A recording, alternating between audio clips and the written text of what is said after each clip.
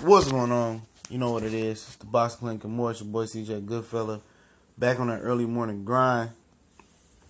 And speaking on what a purse could look like if any of these three guys or all these three guys eventually fought each other. Now, Errol Spence top purse is the 3.5. I know it was listed as 1.5 with the New York State Athletic Commission. He was fronted $2 million. Basically given $2 million by Premier Boxing Champions and Al Heyman for not taking the Golden Boy deal. I guess that's what it was. So, in all, he got 3.5. He fought Kell Brook. He got somewhere between $750K and $1 million to face Kell Brook. Versus Leonard Bundle, he got $250,000. Bundle got $30 million. Remember, that fight did like 6.5 million views because it was right after the Olympic basketball gold medal game, with the U.S. men's winning that.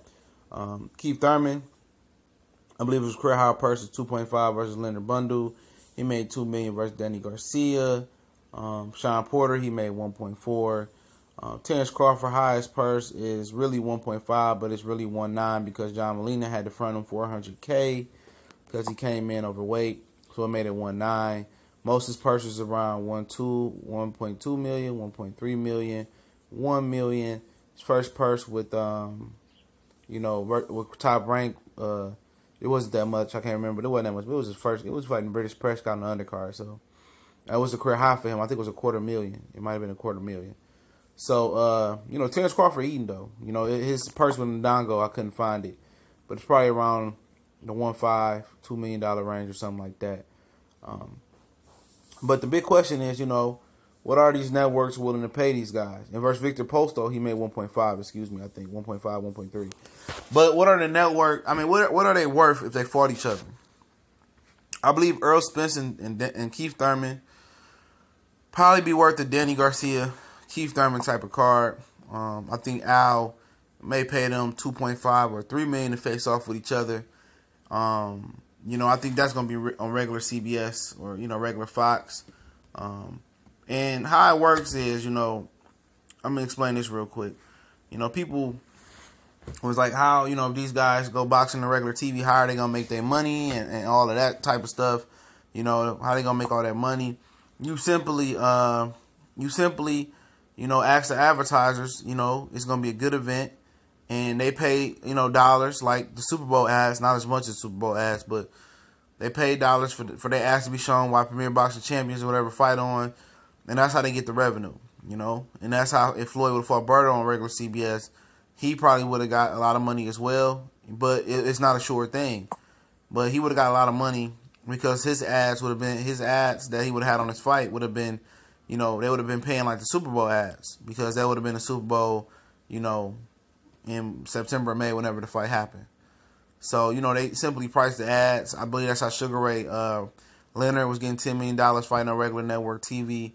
So it can be done. It can be done. But most regular network televisions, probably not really going to dish out that cash. Like HBO and Showtime, they had a budget.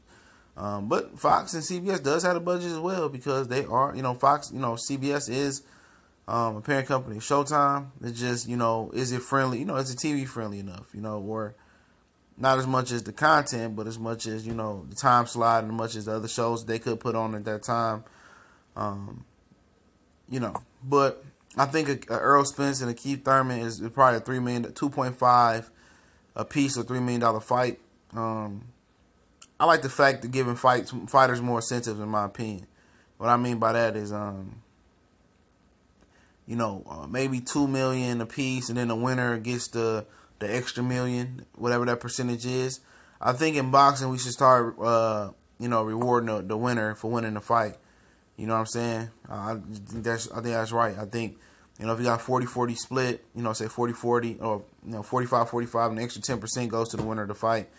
I think it'll solve a lot of issues. You know what I'm saying? But if Terence Crawford was to fight one of these guys, it's interesting to see if ESPN potentially or Premier Boxing Champions, what would they open up the purse to? I mean, his highest purse is 1.9. I'm pretty sure I think it is. I'm not sure about the Ndongo, but it probably is the 1.9. Well, the hard purse is 1.5, but he got 1.9 versus John Molina because of the weight, he didn't make weight, he came in 4 pounds over. So the 1.5 was a hard one.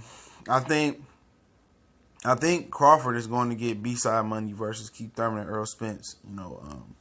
Obviously, you can say it's pound for pound number one, but that's mythical. That's opinionated.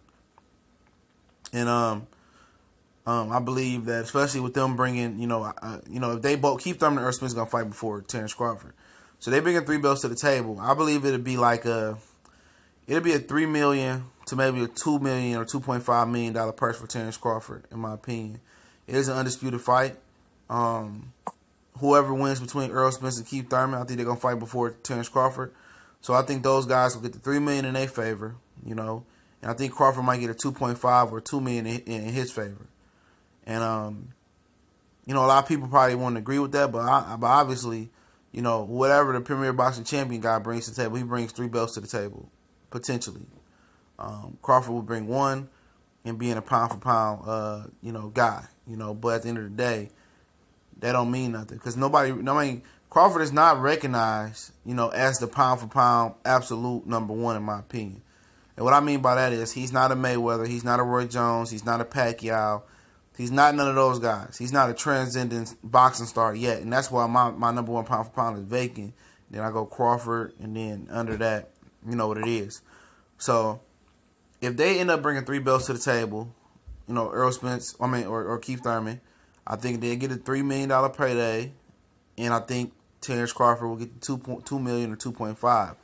I think they're the absolute A side. But if, let's say, Errol Spence and Keith Thurman was to fight, Errol Spence and Terence was going to fight before Keith, and Keith still had the 2 belts, I think it's a $2 million purse type of fight.